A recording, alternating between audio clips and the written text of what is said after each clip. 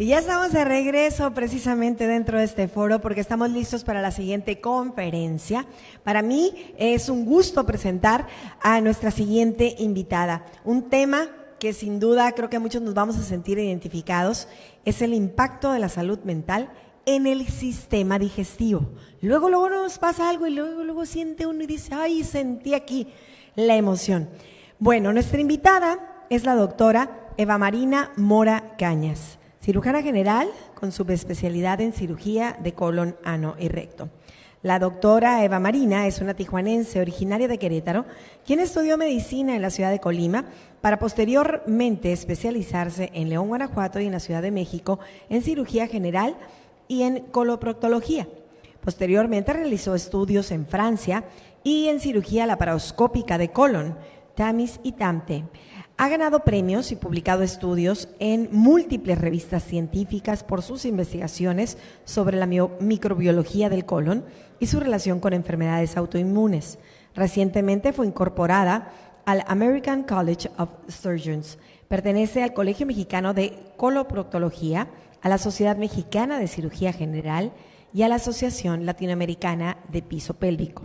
Tiene múltiples participaciones como conferencista en eventos nacionales e internacionales y se apasiona por entender las relaciones entre el sistema nervioso y el tubo digestivo, así como su relación en la generación de hemorroides, fisuras, síndrome de intestino irritable, etcétera. Así que bien, es momento de darle la bienvenida a la doctora Eva Marina Mora Cañas, para quien pido un aplauso.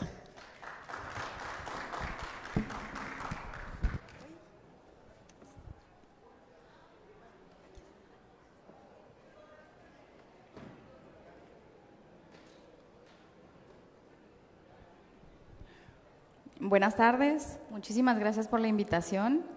Es un honor estar aquí enfrente de todos ustedes hablando de uno de los temas que más me gustan, que más me apasionan y sobre todo que son más comunes en la consulta, no solamente de los cirujanos colorectales, sino de todos los que nos dedicamos a las enfermedades del tubo digestivo. Bueno, pues esta soy yo, ya me presentaron ampliamente. Y bueno, en sí, nosotros nos referimos en medicina a este tema como el sistema nervioso neuroentérico o el eje cerebro-intestino. Decimos que el cerebro se divide en dos, que tenemos el cerebro principal, que es el sistema nervioso central, y nuestro segundo cerebro es el tubo digestivo. ¿Por qué? Ahorita vamos a hablar amplio y entendido del tema. Desde el inicio de la pandemia, no solamente los especialistas en trastornos de tubo digestivo, los psiquiatras, los médicos generales, todo el sistema de salud ha estado sobrecargado.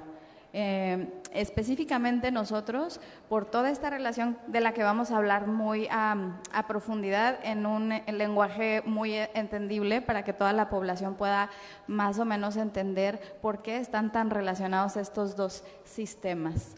El corazoncito, que matiza el ser humano promedio, que ya traía una carga emocional previa antes de la pandemia, el estrés de diario, pues todo este sistema de creencias y todo esto que forma el ser humano antes de este tipo de eventos que nunca nos había tocado vivir, a lo mejor a las generaciones de ahorita que nos enfrentamos a la pandemia. Esto sumado a la misma pandemia, al estrés de la incertidumbre, de que no sabemos qué va a pasar, el estrés laboral, el estrés familiar, en el caso de las mujeres que son multitask, el tema fue cómo congeniar hijos con trabajo, porque ahora los dos había que hacerlos en casa, incertidumbre laboral en el caso de los padres de familia, muchos se quedaron sin trabajo, o sea, decenas de miles han muerto, todos hemos perdido un familiar o una persona conocida de COVID. Bueno, ha sido una tragedia de una magnitud sin precedentes que nos ha tocado vivir a todos a nivel mundial, increíble. Entonces, pues tenemos todo esto acumulado, así que al menor inconveniente, pues obviamente todos estamos explotando. Y esa explosión muchas veces, pues termina en el consultorio médico, ¿verdad? De diferentes especialistas. ¿Hacia dónde nos ha orientado la investigación en este campo de la íntima relación de las emociones. Bueno, últimamente en mi campo la atención la ha tenido un órgano que antes se desconocía, que es la microbiota. La microbiota, antes conocida como flora bacteriana normal, ahora es el conjunto de microorganismos que ahora sabemos juegan un rol muy, muy importante de intercambio, comunicación, barrera inmunológica, etcétera, a nivel de tubo digestivo. Ok, bien, la microbiota y su correlación con el sistema nervioso central, bueno, hacia allá se han enfocado los esfuerzos, porque ahora sabemos que la microbiota es uno de los sistemas de alarma que recoge información sobre el medio y lo comunica al sistema nervioso central, induce cambios en nuestro cuerpo, cambios orgánicos que se ven sumamente reflejados en la calidad de vida de las personas. Y están todos estos libros que yo les recomiendo, muchos de ellos en lenguaje sumamente entendible, como este del Dr. Meyer, The Mind-God Connection, y todos estos libros nos amplían un poquito la idea, o bueno, más bien nos amplían el conocimiento sobre cómo es que está relacionado el estado emocional de las personas con la salud en general. Estos dos cerebros que tenemos, el primer cerebro, que es el sistema nervioso central, cuyo principal alimento es la glucosa y es el oxígeno. Y estos son componentes que vienen en la sangre. Por lo tanto, debemos tener una buena circulación, una buena calidad de sangre y una biodisponibilidad de sangre y de glucosa en el cerebro para que esté bien nutrido, cumpliendo todas las funciones que se le han encomendado a este sistema nervioso, que son pues la capacidad de memoria, de retención, el raciocinio, todas esas funciones mentales que nos separan de los animales, ¿verdad? Que tenemos, bueno, lo que dio la capacidad o lo que dio la evolución y que diferenció al ser humano de los animales.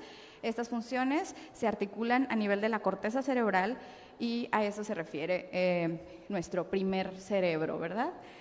El segundo cerebro pues es el sistema nervioso entérico y este ahora comparte sus funciones y comparte también su importancia con la microbiota intestinal. Entonces, sabemos que vitamina B, otro tipo de vitaminas como vitamina C, oxígeno y glucosa son el alimento del primer cerebro, y de nuestro segundo cerebro, que es el sistema nervioso neuroentérico y de la microbiota, su alimento es una dieta pre y probiótica.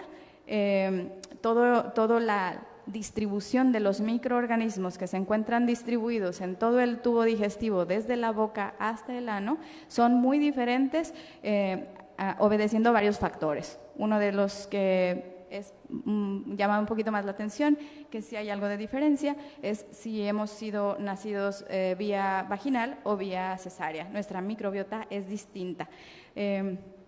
También depende mucho del uso de los antibióticos y de nuestros hábitos higiénicos y dietéticos, ¿ok? Bueno.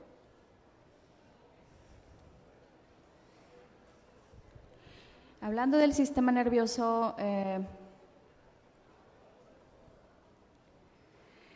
vamos a desglosar un poquito sus funciones. Las funciones del sistema nervioso entérico, este es el sistema propio del tubo digestivo, se encuentra en la totalidad de la pared intestinal, como les decía, desde la boca hasta el ano. Su función principal es controlar los movimientos y las secreciones gastrointestinales, es decir, nosotros tenemos el intestino con forma de tubo, aquí lo podemos observar.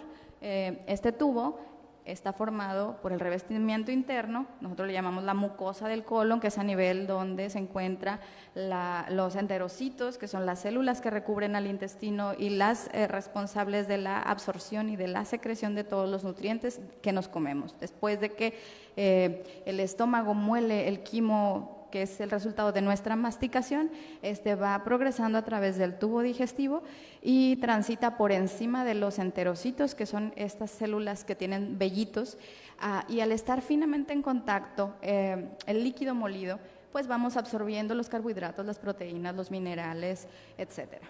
Encima de los enterocitos tenemos una capa de moco, ¿verdad? Mucina es un componente que pues, todos a lo mejor en algún momento hemos observado, si hemos ido a la carnicería, que la tripita tiene como un tipo moquito transparente. Bien, la capa mucosa, encima de la capa mucosa se encuentra nuestra capa de la microbiota, que es todas estas colonias de microorganismos que naturalmente viven en nuestro tubo digestivo y son diferentes especies, si es intestino delgado, si es intestino más distal, si es intestino grueso, si es ano o si es boca. A todos los niveles la diversidad de estas colonias es muy distinta, ¿no? Entonces, por fuera de dónde está, o sea, más bien, si analizamos el tubito de adentro hacia afuera, la siguiente capa que sigue es la capa muscular. Es un músculo, uno está en forma circunferencial y el otro está en forma longitudinal. Están configurados de esa manera para que el intestino pueda tener el movimiento armónico que obliga a lo que comemos a transitar en sentido de la boca hacia el ano, ¿verdad? Y estos movimientos ondulantes que causan, que se ocasionan en este músculo, pues también generan más exposición de lo que nos comimos sobre las células que lo están absorbiendo, de manera que a medida que transita el líquido que queda de lo que se licuó y de lo que se digirió en el estómago, progresivamente va tomando consistencia, porque todo lo líquido, mientras más molidito esté, entonces lo podemos absorber más. Y es por eso que, por ejemplo, los carbohidratos simples o las harinas refinadas engordan más, porque son más fácilmente chupables, absorbibles por los enterocitos y generan un residuo, lo que queda dentro del intestino, más grueso. Y eso, si nosotros tenemos una dieta que está basado en puras harinas y en puro refinado, lo que queda dentro del intestino va siendo progresivamente más compacto y lleva al estreñimiento, ¿verdad? Ok, entonces, entre estas dos capas musculares se encuentra el sistema nervioso neuroentérico, que está formado por dos plexos. El plexo mientérico, que ahí lo pintaron en rojo, y el plexo submucoso, que está pintado en azul. Entonces, el plexo mientérico es aquel que mueve ese músculo, el responsable del movimiento de nuestros intestinos. Y el submucoso es el responsable de la secreción y de la liberación de hormonas que comunican nuestro tubo digestivo con nuestro sistema nervioso central o con el resto de nuestras glándulas del cuerpo. ¿Okay? Los seres humanos tenemos más de 200 millones de neuronas de 20 tipos diferentes. O sea, si las ponemos, digamos, extendidas, nos daría una superficie de 400 metros cuadrados, no sé cuántas canchas de tenis, porque no sé cuánto mide una cancha de tenis, pero sería varias. Esta es la cantidad de neuronas y de tejido nervioso que se encuentra en nuestro intestino. Nosotros, tubo digestivo de boca al ano, bueno, si no tomamos en cuenta el estómago, que si hablamos nada más de puro intestino delgado, tenemos 5 metros en promedio de intestino delgado y tenemos 1,5 metros de colon, ¿verdad? Entonces, en esa cantidad de longitud intestinal se encuentran localizados estos 200 millones de neuronas. Por eso es que le decimos el segundo cerebro, por su tamaño, por la complejidad de las células gliales y por la afectación en múltiples trastornos de este tipo de células. Se forma un circuito, estas están íntimamente conectadas y una vez que abandonan, que han, cumplido con la circunferencia del intestino, estas se dirigen hacia esta estructura donde se ven salir las arterias y las venas, que nosotros llamamos mesenterio, que se llama mesenterio, y de ahí se dirigen a nuestra columna vertebral y de ahí van y de ahí van al sistema nervioso central para terminar de articular la comunicación compleja que hay entre intestinos y sistema nervioso central. ¿Y para qué están conectados? Diríamos, pues, ¿qué es lo que necesitamos? O sea, ¿por qué se necesita que esté tan íntimamente conectado de manera que cuando yo me asusto o me estreso, siento un golpe fuerte en el abdomen o siento una contracción o siento esta necesidad de defecar o al contrario tengo diarrea, ¿verdad? En el caso de los pacientes que tienen el síndrome de intestino irritable, Estos trastornos funcionales de colon o de intestino en general, ¿cómo se explican? Miren, este es un artículo de la revista Immunity. Ok, aquí habla de qué tanta diferencia hay en la coordinación de nuestro sistema circulatorio y el cerebro y nuestra barrera inmune en el intestino. ¿Por qué? O sea, ¿en qué consiste esa comunicación? Yo creo que ustedes solitos van a contestarse esa pregunta cuando vean las siguientes diapositivas. El estrés. Ahora vamos a hablar del estrés. El estrés, si nosotros lo acomodamos en curva, de la parte de en medio al lado izquierdo tenemos que poner el euestrés, que es decir, el estrés normal.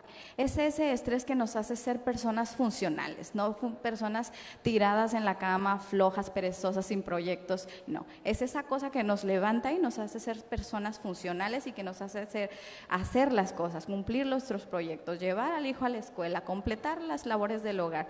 En el caso de los hombres, terminar de entregar antes de la fecha límite y hacerlo con propiedad. Ese tipo de estrés, el estrés que no conlleva trastornos orgánicos, es el estrés normal o el estrés óptimo. Y también tenemos el lado derecho de la curva, que es el disestrés.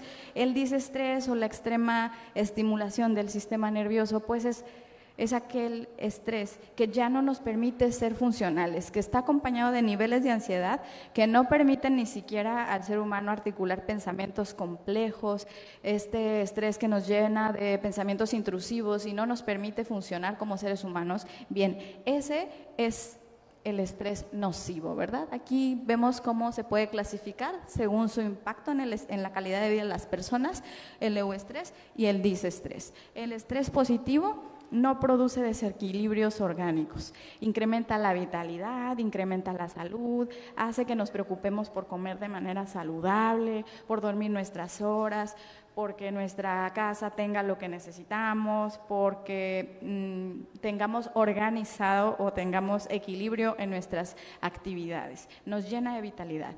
Y está el estrés negativo. Este sí produce desequilibrios orgánicos, produce desorden fisiológico, produce acortamiento muscular, envejecimiento prematuro, otras patologías y produce hiperactividad. Es lo que nos hace disfuncionales, ¿no? Esto es muy complicado de entender, incluso cuando estamos de estudiantes de medicina, es una bronca poder comprender tantas abreviaturas. Esto de hablar de hormonas en la Facultad de Medicina para todos es nuestro coco, es horrible. ¿Por qué? Porque entonces es glándula suprarrenales, hormona adrenocorticotropa, cortisol, adrenalina, noradrenalina. Yo se los voy a tratar de traducir en un lenguaje muy coloquial. Entonces, ante el estrés, al cerebro no le importa si nos viene persiguiendo un sicario para matarnos, si debemos en Coppel, si tenemos que entregar no sé, un trabajo a cierto tiempo, o para ese cerebro, para esa área del cerebro que procesa la respuesta al estrés, ese estrés da y se secretan las mismas hormonas sin discriminar el nivel y la magnitud.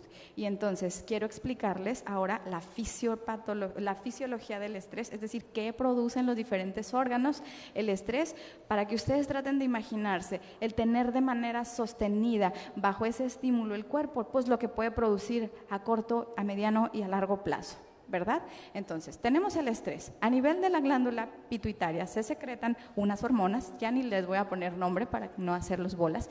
Estas hormonas van y le avisan a otras glándulas para que secreten otras hormonas y que preparen al cuerpo. ¿Por qué? Porque se ha identificado un peligro, ¿verdad? ¿Para qué tenemos este sistema? Hay que recordar que el ser humano primitivo compartía escenarios con grandes depredadores. O sea, ahorita pues sí que nuestros estrés y nuestros peligros en la calle son una bala perdida, un ladroncillo, un loco que viene manejando borracho, pero en algún momento nuestros peligros eran compartir escenario con el tiranosaurio Rex y con todos los, ¿verdad? Así que teníamos que tener un sistema de alarma que nos diera la capacidad de respuesta rápida, de correr, de ponernos a salvo, a resguardarnos, ¿ok? Entonces, es el sistema que se dedica a eso. Entonces, se ha identificado un agresor, un peligro, no sé, sicario, tiranosaurio rex, la deuda, que ya viene la letra del carro, etcétera. Entonces se identifica y entonces a nivel de la glándula pituitaria se secretan hormonas, estas van y le avisan a otras glándulas porque preparen el cuerpo, es que hay que huir de este loco que nos quiere matar, ¿no? Entonces vamos a la glándula adrenal y a nivel de la glándula adrenal se secreta adrenalina, se secreta noradrenalina y se secreta cortisol. Esas son las tres enemigos del tubo digestivo para cuando tenemos digamos que un estímulo sostenido de su trabajo y para otros órganos, ya veremos ahora, ¿no? Entonces tenemos la liberación de adrenalina, de cortisol y estos son todos los cambios que van a lograr. Porque tienen una finalidad. El cerebro necesita responder de manera rápida y necesitamos estar a salvo de manera rápida. Por lo tanto, me regreso a la primera diapositiva donde yo les dije que el sistema nervioso, donde se procesan las funciones mentales superiores, necesitamos oxígeno y necesitamos glucosa, y entonces todos estos cambios orgánicos van a ser encaminados a que el cerebro tenga mayor disponibilidad de oxígeno, ¿verdad? Y entonces, ¿por qué? Porque necesita procesar una salida rápida a ese peligro. Entonces, ¿qué pasa? Que estas hormonas se dedican a priorizar lo que hay en nuestro sistema circulatorio, que es la sangre, el oxígeno, la glucosa. ¿Y cómo le hacen? Pues hay un sistema que redirige el flujo, ¿verdad? Es como los que trabajan en el agua, y es que ya se quedó sin agua la colonia Perenganita. Ay, bueno, ¿sabes qué? Pues hay que cerrar las llaves de la colonia tal que no tiene no está funcionando, no hay nadie viviendo ahí, entonces hay que cerrar esa llavecita y redirigir el agua a la colonia que no tiene agua. Así, eso es lo que van a hacer la adrenalina y el cortisol. Entonces se van a priorizar que la sangre le llegue al corazón, que le llegue al cerebro y que le llegue a los músculos, porque necesitamos huir, ¿verdad? Y articular una rápida respuesta para ese estrés. Por lo tanto, ¿a quiénes le quitarían, si ustedes fueran este sistema? ¿A quiénes le quitarían oxígeno? Pues a los que se pueden quedar sin hacer nada, ¿verdad? Pues el intestino. Hay una reducción de la digestión, hay un aumento de la frecuencia cardíaca, porque entonces el corazón, la adrenalina le está avisando, apúrale, distribuye todo este oxígeno, aquí estoy yo como loco cerrándole canales a los órganos que están ahí de perezosos, y entonces tú que no trabajas, y entonces se pone a hacer que el corazón lata más rápido para distribuir este oxígeno de manera más eficiente.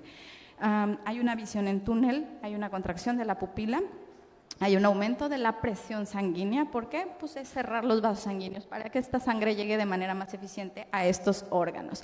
Y entonces, en síntesis, acá a nivel hepático hay una mayor conversión de glucógeno, que es como una reserva en el hígado, lo convierte en glucosa porque se necesita rápidamente que haya más glucosa en sangre.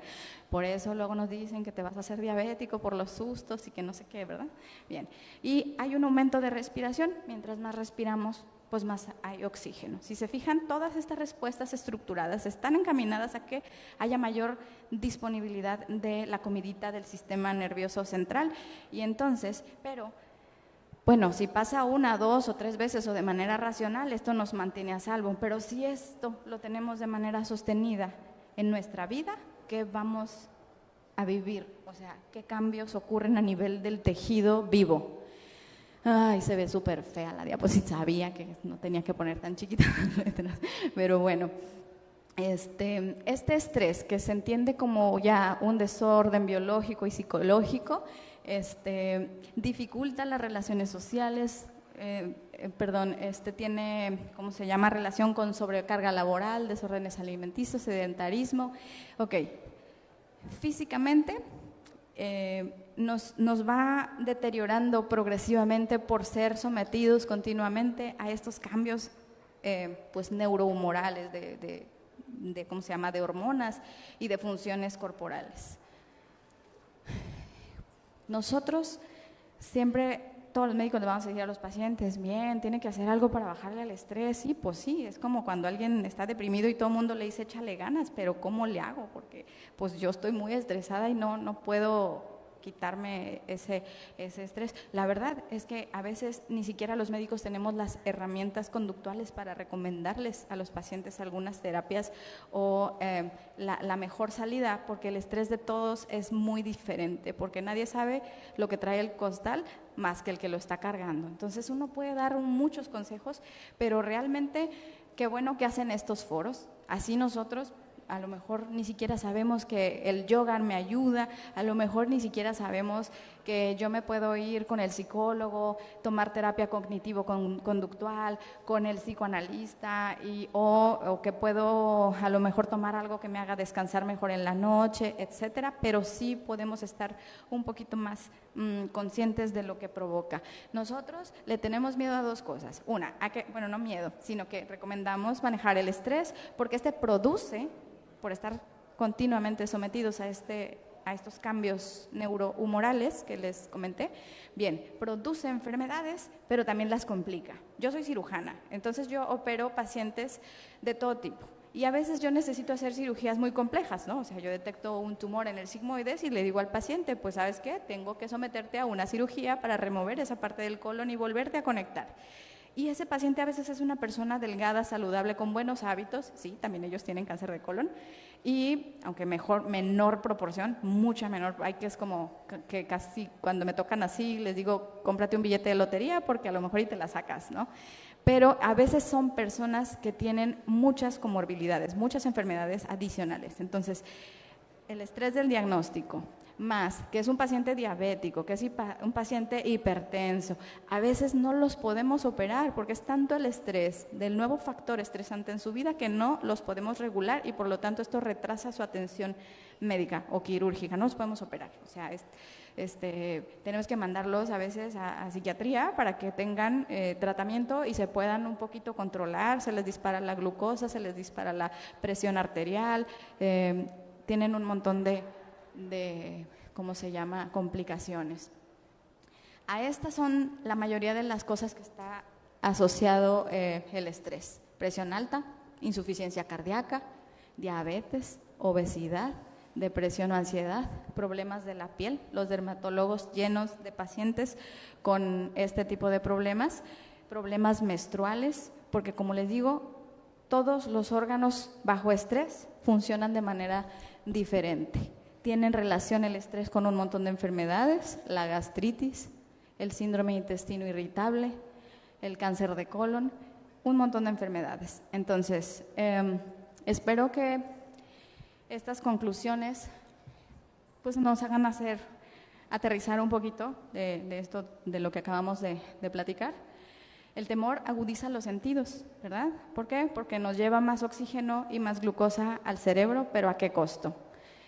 La ansiedad con miedo y el miedo con ansiedad contribuyen a robarle al ser humano sus cualidades más esenciales. Una de ellas es la reflexión. Es difícil pensar con claridad cuando la ansiedad nos domina. Cuando se trata de detectar el peligro y reaccionar frente a él, el cerebro de los vertebrados no ha cambiado mucho, no hemos evolucionado mucho, ¿ok? Y pues otra frase también que va muy ad hoc a este tema es que ahí donde el agua alcanza su mayor profundidad, se mantiene más en calma. Es una invitación a la introspección, ¿verdad? A estar con nosotros mismos. Y pues finalmente me despido con esta frase de Jay Friedman: la inteligencia emocional es una forma de reconocer, entender y elegir cómo pensamos, sentimos y actuamos. Forma nuestras interacciones con otras personas y nuestro propio entendimiento. Define cómo y por qué aprendemos. Nos permite establecer prioridades. Determina la mayoría de nuestras acciones diarias. La investigación sugiere que determina al menos el 80% del éxito en nuestras vidas. Y esto sería todo por mi parte. Muchísimas gracias.